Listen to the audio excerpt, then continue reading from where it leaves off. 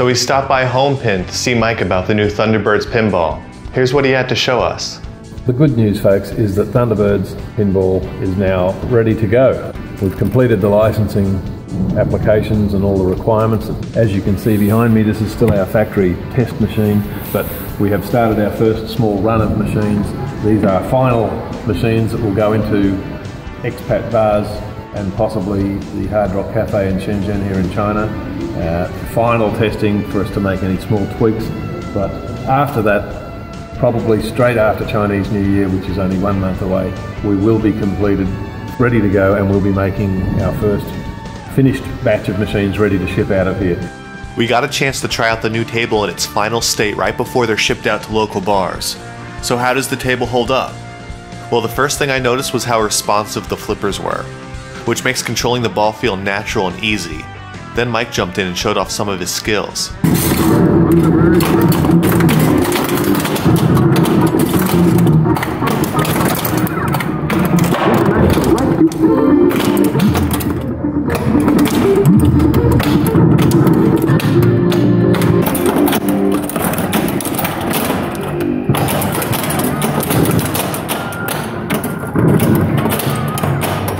Thunderbirds is a mode-based game. There's 6 different modes when you're playing the game. Mode 1 is a very simple mode. Thunderbird 4, it's the 3 rollovers on the top. Mission 1 completed, the mission 1 light comes on. Other modes are the hood, and you can see we're defeating the hood by hitting the swinging hood target. When you get the hood, the shaker mode runs. Thunderbirds Pinball is very well lit, with colorful lights and a soundtrack that invites you to step up. The artwork on the playfield is beautifully detailed and perfectly captures the classic Thunderbirds franchise. I had over 20 minutes with the game, and Thunderbirds Pinball exceeded my expectations. Then Mike offered to show us some of the work that goes into making them. You can see we have a couple of playfields in build here for these cabinets that we're getting ready for the local bars, and we'll put these in there as soon as the wiring looms are finished up there. They'll come down and be assembled into these playfields, which will then go into the finished cabinets. We made every single part in this pop bumper assembly. The lot, it's all been made here. Every part of the switch, every piece in there, the coils, we wound the coils, we crimped the terminals, we made every single part. Twice last year we had to make this space, well, we doubled it the first time and then we extended a bit more the second time, because as we kept buying and building more and more pinball parts, we needed more and more space to put them before we could assemble them all into finished machines. And we've got boxes and boxes of bits and pieces here. Pop bumper assembly parts, boxes of flipper button assemblies, playfield targets, lots of flipper mechanisms. You name it, every part that you need to build a pinball machine is here. Playfield switch assemblies. And we've spent the last 3 years building all of these parts and getting everything ready, so that we've now got assembled flipper assemblies, lockdown bars, and you name it, every part in a pinball machine we've had made and is now stored here. The chrome rail on the apron, there's more brackets and so on, every metal bracket that is needed for the machine has all been fabricated and stored here. These are lockdown bar parts. All had to be designed, dies made, metal stamped, and then plated so that they were ready for use. And this end of the store, we've got various brackets that have all been plated. Some of these parts are we've got pop bumper parts there, and then we have coil sleeves all around the top here, coil formers. We have the coil formers moulded, but we do the rest of the coils ourselves here. We stamp the tag onto each former and wind the coil ourselves. Stock of ICs and various connectors which we've got in that are needed once we start assembling the harnesses and so on. We will then need all these connectors to fit on the general electronic parts for when we do a board assembly upstairs. We've built this rack vertically so that it saves space. We've also put both of these units on wheels so that we can wheel them out of the way when we don't need them or when we're doing other work.